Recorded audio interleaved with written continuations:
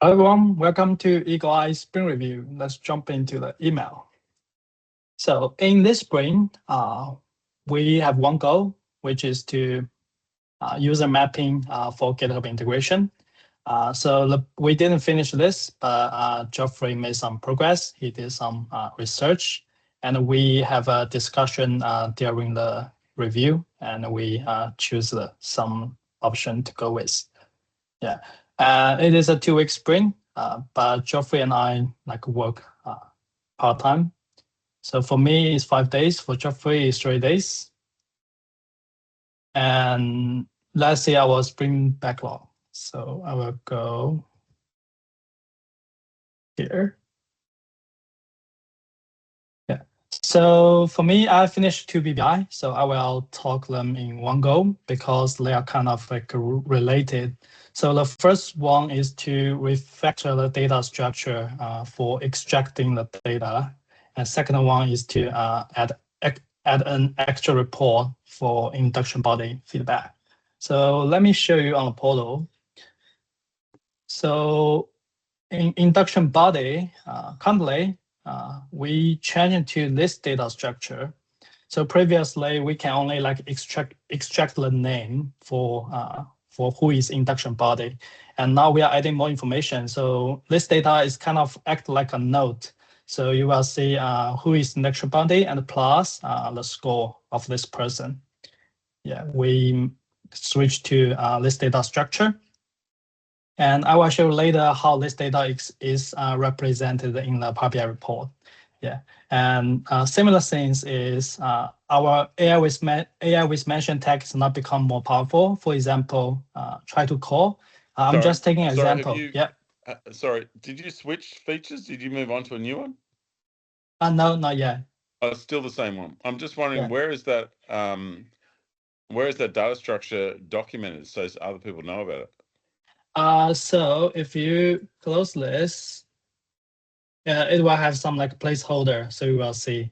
Yeah, but here I didn't add you are right. I didn't have any instruction. And see where the label is, AI extraction prompt. Is there a link there to the documentation? No, but I think it should link to it. Yeah, and I should update the documentation. Yeah. Okay. Geoffrey, all right. Yeah. Add some notes. Yeah. I'll take some notes. Yeah. This one. Yeah. Yeah. So here you can see. Sorry, Luke, just a question. Do we actually have that in the code, when you tell it what schema to return, or do we just do it through the prompt? It's through the prompt, yeah. Should it be, should we be telling it what schema to use as well? When you say schema, what does it mean? Well, when you use ChatGPT or other AI LLMs, you can give it a schema that you want it to return instead of just prompting it with the JSON inside the prompt. I feel your point. It is kind of like a more advanced feature, right? So you can add your custom schema. Yeah, but we currently not support it. We just let the user type this. Yeah. Right. Yeah. Okay. But I think it's a good feature. Yeah. Okay, I will continue. So we change to this data structure. So it means when you do tag, you can add your customer data. For induction body, you can add some score. And for example, for try to call, you can actually add, well, what's the reason you are calling? Yeah, just take an example. And so it will be more powerful. Yeah. And next, let me show you how complete report looks like. So for example, I got this report, right? So if I go to induction body, we have 4 records. If I go to ready and I choose through into this add mentions detail. So on this here, you will see the detailed records, detailed data of this tag. So you will see this is the induction body tag for Brady, and sender is Ivan, and he gives Brady a score 0 of 10.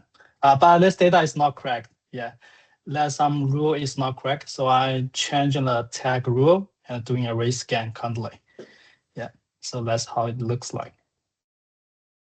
Yeah. So any feedback? Yeah.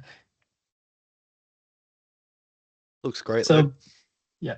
So basically you can go through into this report. Yeah. Admissions report, and you will see all the notes if it has any notes on it. Yeah.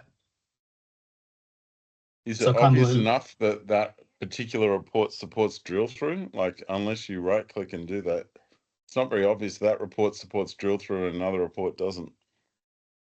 It's not obvious, but yeah, I can't think of a better way. Yeah, I checked this report with Lou. Yeah, and he, it's just doing this. Yeah. Yeah, Do you have any like feedback?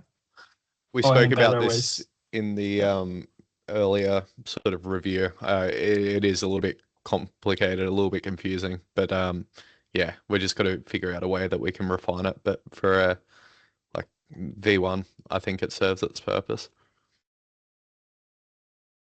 Yeah.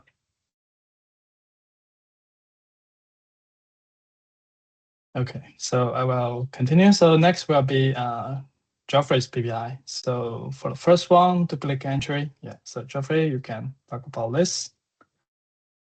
Yeah, this was without a quick fix. So we removed the duplicate entries from the EagleEye reports. So if you go back to the portal, look.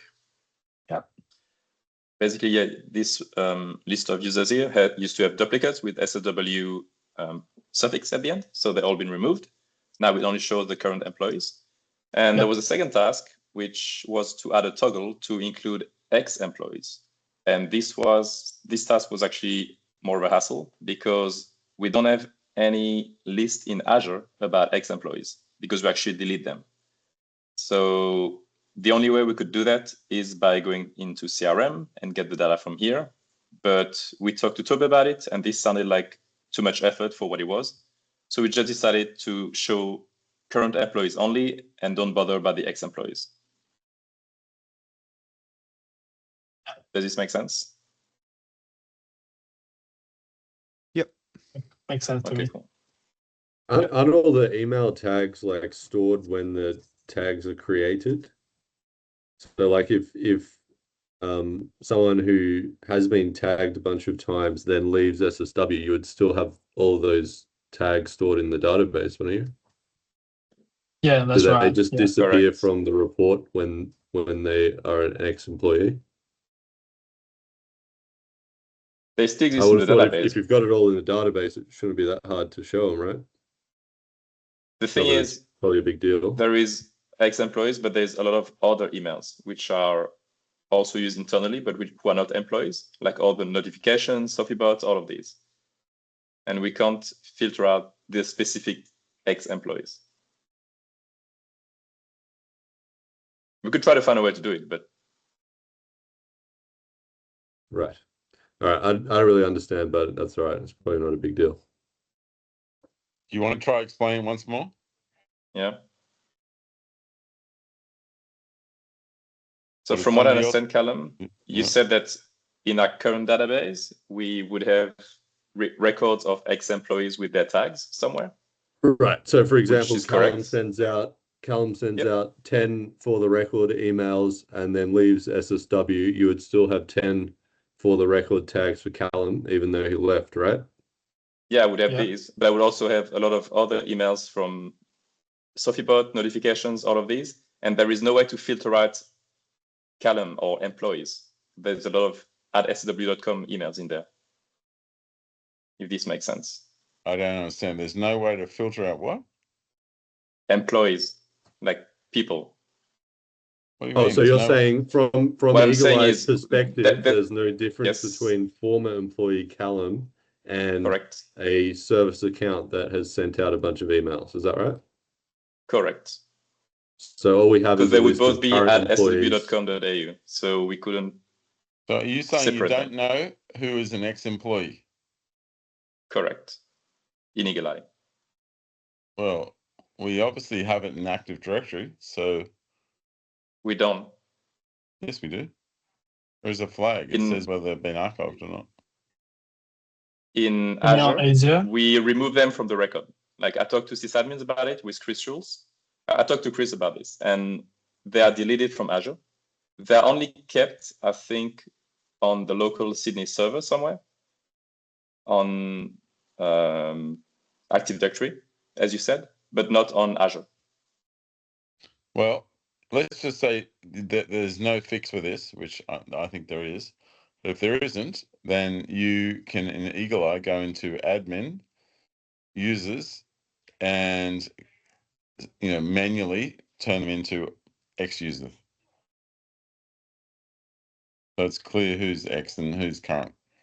That's again another feature that we could bring in. We don't have that sort of granular management at the moment, but it's also a matter of priority with two people, and we're barely getting like a week's sort of effort since they're part-time. Like, I think we should still be prioritizing GitHub. Right. Okay. So we have closed this off. The PBI though is going to be in the backlog, so we can eventually come back to this when we can allocate a bit more effort to it. But I think for now it should be parked. Would it be better to show just everyone and then filter out the accounts that aren't real accounts on the Power BI side as a temporary solution?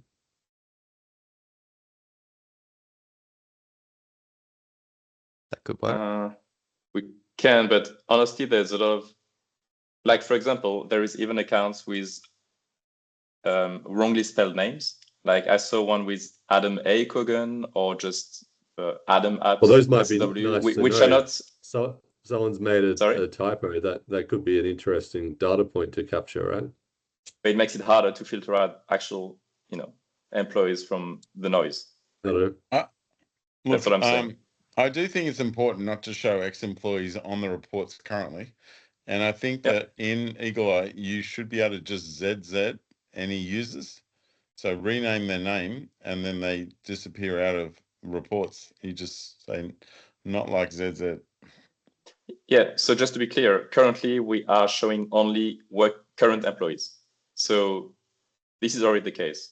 The only thing we wanted to do with this toggle is to include ex-employees if needed. But I don't think we care about ex-employees for these reports, right? I don't, but do you, Cal? I don't know. I mean, if SSW EagleEye had been running for 10 years and then he wanted to go back and look at data from 10 years ago, I think it would be empty almost, except for like Mehmet or whatever, because only people who are current employees would show up in historical data. So I think that would be weird. If there's an ex-employee, they're automatically not going to show up on new data because they're not going to be tagged in any emails. So I feel like you just show everyone and it's a problem that solves itself because they'll no longer be showing in any tags because they're no longer being emailed. That's what I would have thought anyway. But I also think it's probably not a big deal, like Toby said. So it's probably not worth spending too long on at the moment. Yep, but I do think you guys should yak show this and have one more conversation with Mehmet just to double check.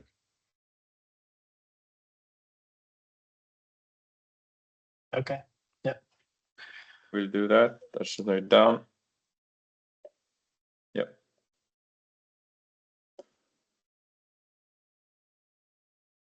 Yeah. So let's go back to the backlog. And next one is from Jeffrey. Yeah.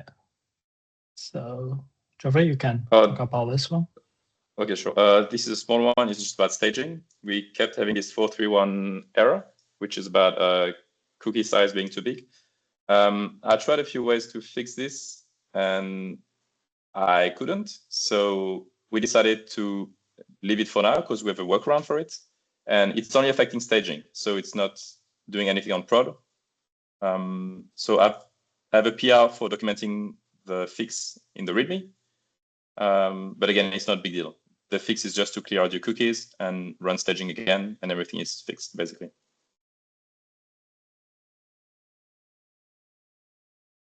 Okay, I will continue to next two in progress. So for me, I'm still working on this one. So we got some error when running manual job. So it will repeat scan the date. Yeah, so I'm still investigating this one. Next in progress is for Jeffrey. Yeah.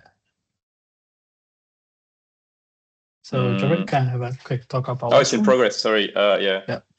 So this is an investigation about the GitHub integration. So basically, there were 3 options described in the PPI. One was to use the CRM data to match with GitHub. One was to use to build the actual service in EagleEye, so use EagleEye data. And the last one was to use Azure, which we currently do with EagleEye.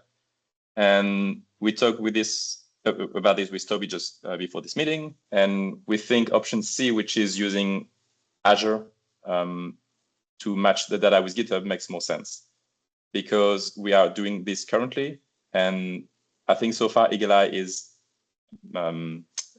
built with Azure anyway because we use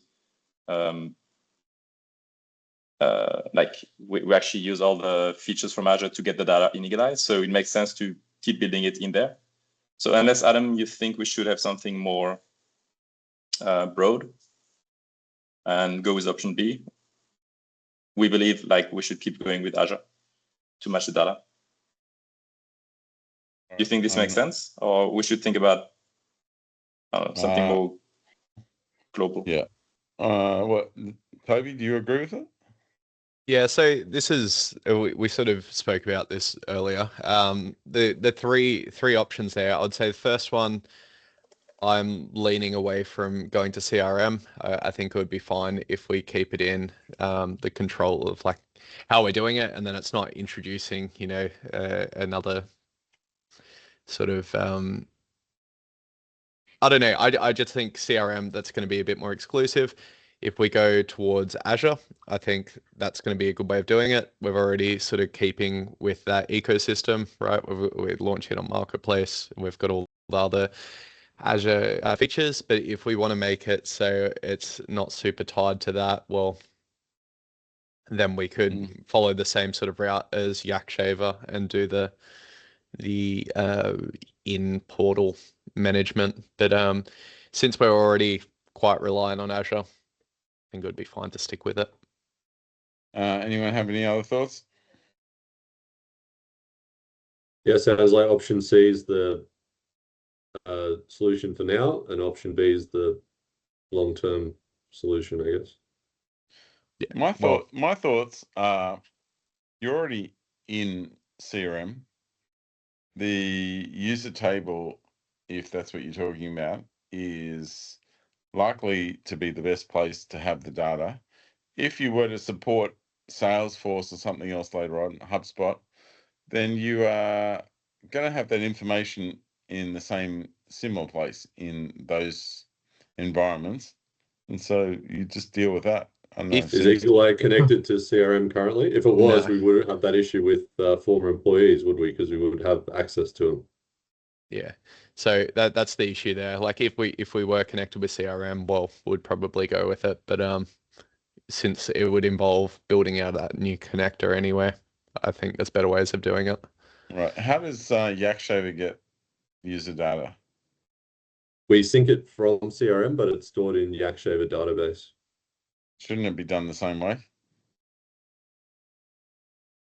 Probably, but I guess that's, I imagine, a large change to make now. If you're going to do it, you'd probably do it from the start, right? Yeah. Anyway, so one question. Sorry, here you go, Luke. Yeah. So one question, Colin. So Yakshaver is getting data from CRM. How about clients that are also using CRM? Well, no, we sync data from CRM, but CRM isn't the source of truth. So Yakshaver has its own database. We can pull data from CRM into Yakshaver's database, but if you then modify it in Yakshaver, it doesn't go back, and that's the source of truth. Okay. Yeah, you go ahead, Toby. I forget what I was going to say. All good.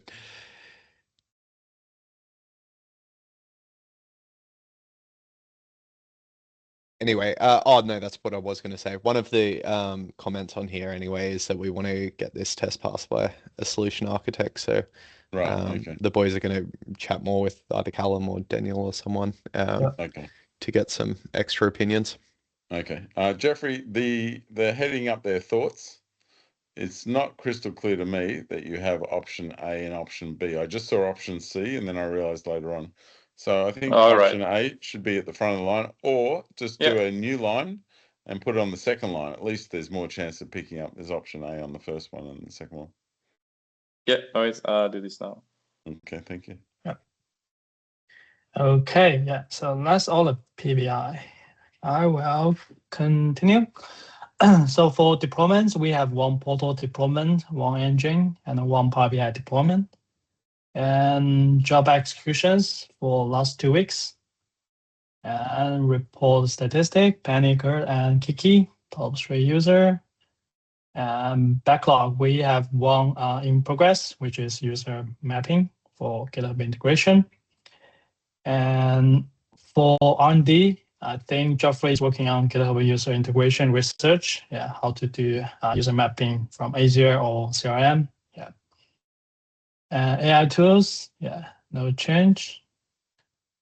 Opal statistic. Hold on. Maybe give this bit to Callum or something, but looks like Luke was the main person. Sorry, what? Yeah, that just shows you were the main speaker, and Jeffrey second and Toby third. Based on order or just from the view? Yeah, it's based on the order. Yep. Okay.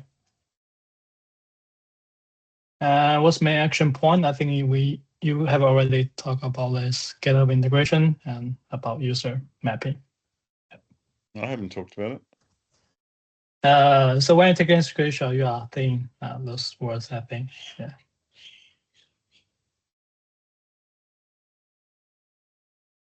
So is this accurate? Is this accurate? This is just AI. Is it accurate? Let me double check. User to Azure updating data model to support. Yeah, that's accurate. Yeah. Okay.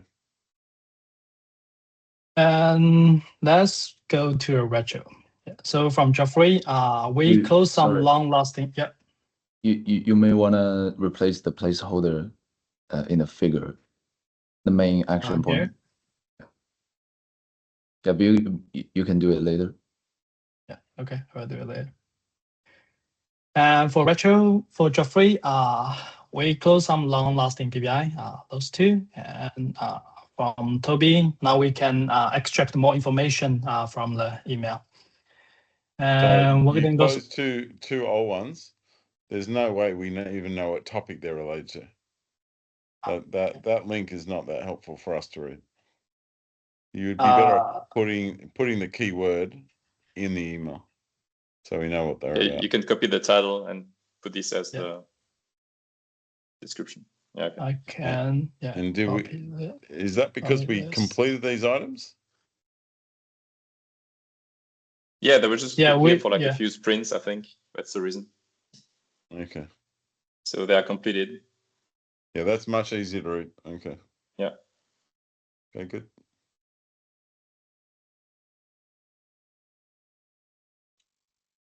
Yeah. Next one wouldn't go so well. We have a low capacity. Yeah, we only work half time. I'm on board. Geoffrey is kind of work on Tina. Yeah.